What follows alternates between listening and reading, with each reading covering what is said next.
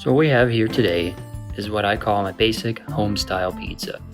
This is a simple pizza that you can make in your home with most equipment and ingredients that you would have in your kitchen.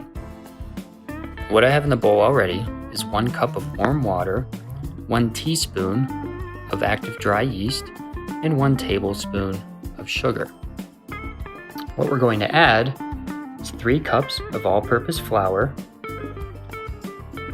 1.5 teaspoons of salt, and 2 tablespoons of oil. First, we add the salt.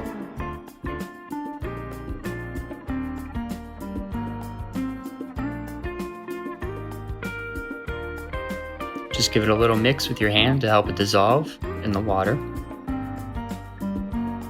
Next, we're going to add the oil. We're using olive oil in this, 2 tablespoons in total. Just give it a little mix to help it dissolve into the water. It's not going to fully dissolve, but you're going to want to spread it around a little bit.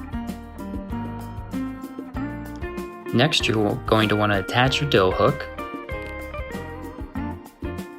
And then we're going to put about 2/3 of the flour in before we turn it on. Once you've put the little bit of flour in, you can start it up and just get it to mix in a little bit. After that, add in the rest of the flour. We're going to mix on low for about 8 to 10 minutes here. After about 10 minutes, it's going to look something like this. Go ahead and stop the mixer, and we're just going to peel it off the dough hook here right down into the bowl. It's a little challenging to do with one hand. Bear with me.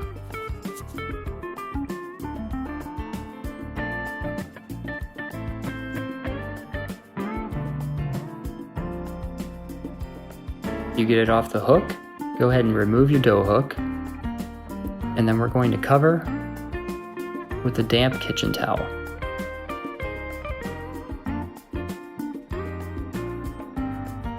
And then we're going to let it rest for about an hour.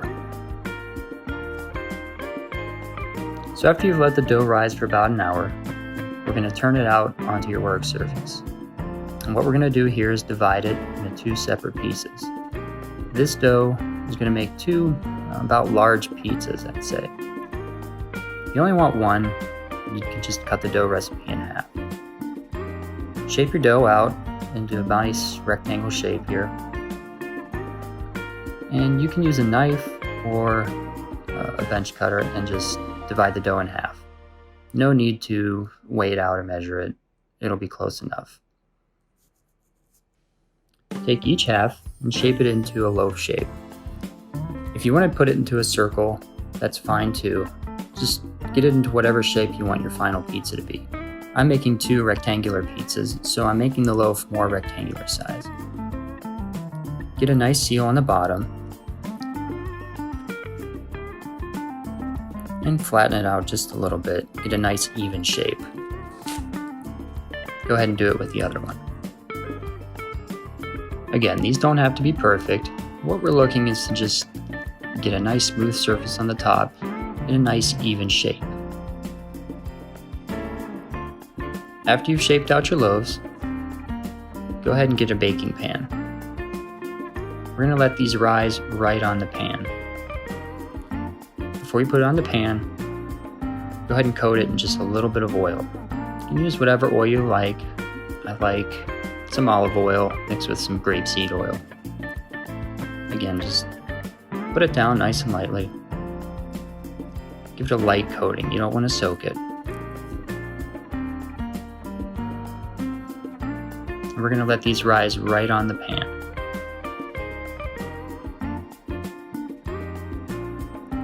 There you go. Now go ahead and cover with a damp kitchen towel. You're going to let these rise for about 2 hours. After you've let it rise, it's time to stretch. Now you can see I've already stretched the one off to the side, but I'm going to take you through this one. You're going to want to start by just kind of spreading the dough out just lightly. Get a nice even surface. coat your hands in oil and the dough in the oil a little bit. You're going to start by making your crust. So you're going to use your fingertips to just push down and shape your crust. You're kind of making a border and a barrier here. You see that middle is still thicker and lumped up. After you've shaped your crust, that's when you can start shaping out the middle. Start using your hands to gently press down and spread the dough out. It should fill out pretty easily here. Just keep working the dough with your hands and your knuckles and spreading it out evenly. Don't pull too hard, you don't want to tear it. The key here is to get a nice even surface. You don't want any thick spots in the dough because it's just not going to bake correctly. Just keep working with it to get the shape you want. It's going to be pretty forgiving. Having a little bit of oil on the dough is going to make it easier to work with. After you've gotten it out to the consistency you want, just work it out into the shape. If you find any thick spots, just work those out. You can do this on any kind of baking sheet. I do want to mention that you're going to do this right before you put the pizzas in the oven.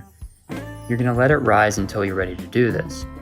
Before you start doing this, you're going to want to have preheated your oven to 500 degrees Fahrenheit. We're going to bake these pizzas nice and hot. So make your final adjustments on your dough. Make sure your crust is nice and even and in the shape that you'd like it. After our crust is set, that's when we're going to start topping the pizzas. We're going to start with our pizza sauce. You can make any kind of pizza sauce you want, or you can just buy it in a jar from the store. I prefer to use a can of crushed tomatoes and then add my own seasonings and warm it up gently. I find the easiest thing with these larger pizzas is to just put 2 large dollops on or so and then spread it out by hand. It's going to be a little easier to get it nice and even that way. Get all the way to the crust, but make sure not to get any on the crust. And get right out to the edge there. The amount of sauce you use is going to be up to personal taste. I tend to like a little bit more sauce on this kind of pizza, but that's going to be up to you.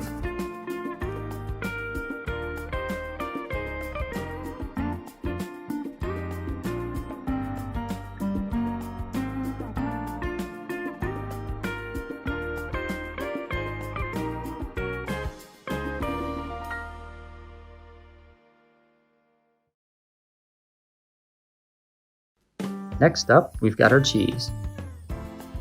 You can put as much on or as little on as you want. I like a good bit for this kind of pizza. And don't be afraid to get a little bit on the crust. The key here though is to get a nice even coating throughout.